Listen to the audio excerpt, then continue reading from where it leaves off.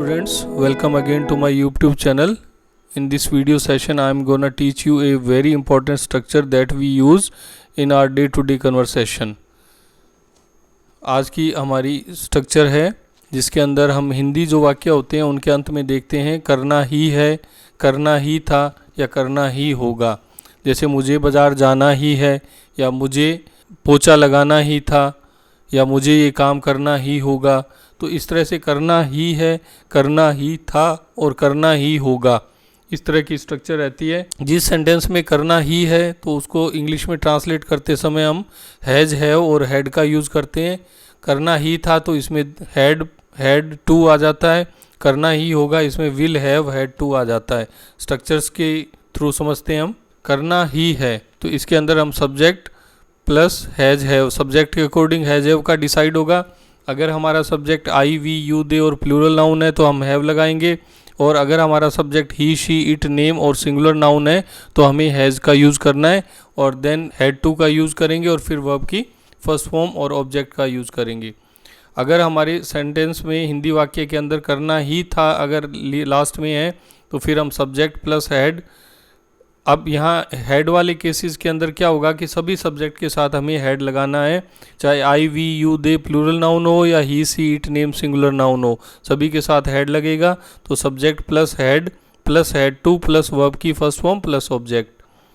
अगर करना ही होगा अगर सेंटेंस में ऐसे आता है तो फिर हम subject plus will have plus had to plus verb की फर्स्ट फॉर्म और प्लस ऑब्जेक्ट का यूज़ करेंगे। अब कुछ एग्जाम्पल के थ्रू समझते हैं।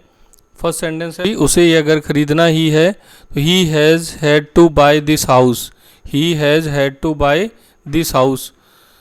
अगर यहाँ पर डियर स्टूडेंट्स ऐसा हो जाता उसे यह घर ख़रीदना ही था तो हम जो है ही हैज़ की जगह पर जो हैज़ है वहाँ हैड हो जाता, तो he had to buy this house.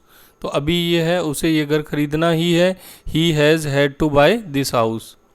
Next है उसे वहाँ जाना ही है, उसे वहाँ जाना ही है, he has had to go there, he has had to go there.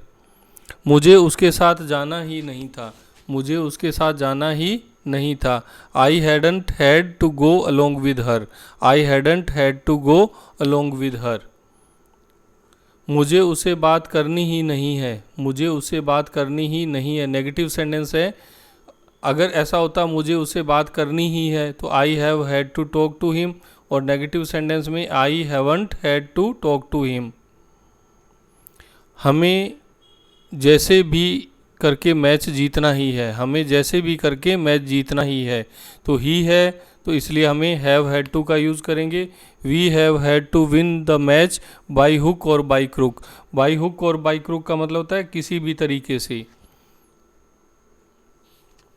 उसे आज इस काम को ख़त्म करना ही है, उसे आज इस काम को ख़त्म करना ही है।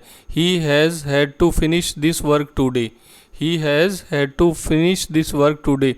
अगर डियर स्टूडेंट्स इसमें ऐसा हो जाता उसे आज इस काम को ख़त्म करना ही था तो आप लिखेंगे we had to finish this work today.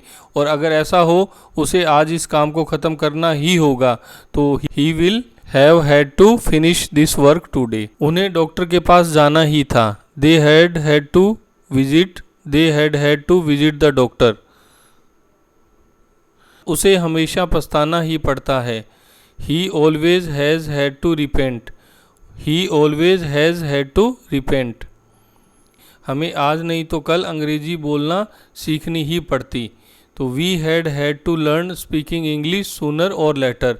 आज नहीं तो कल के लिए हम सूनर और लेटर का यूज़ करते हैं।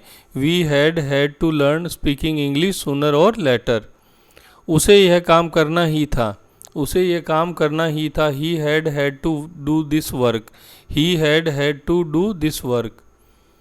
आपको अंग्रेजी सीखने के लिए अभ्यास करना ही होगा, आपको अंग्रेजी सीखने के लिए अभ्यास करना ही होगा। You will have had to practice, you will have had to practice to learn English.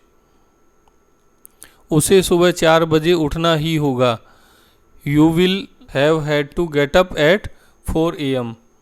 अभी अगर उसे लिखा हुआ है तो ही लग जाएगा, he will have had to get up at 4 AM। उसे परीक्षा देनी ही थी, he had to take the exam, he had to take the exam. तुम्हें बात का बतंगड़ बनाना ही है, तुम्हें बात का बतंगड़ बनाना ही है। You have had to create a fuss, create a फस का मतलब होता है बात का बतंगड़ बनाना। You have had to create a फस।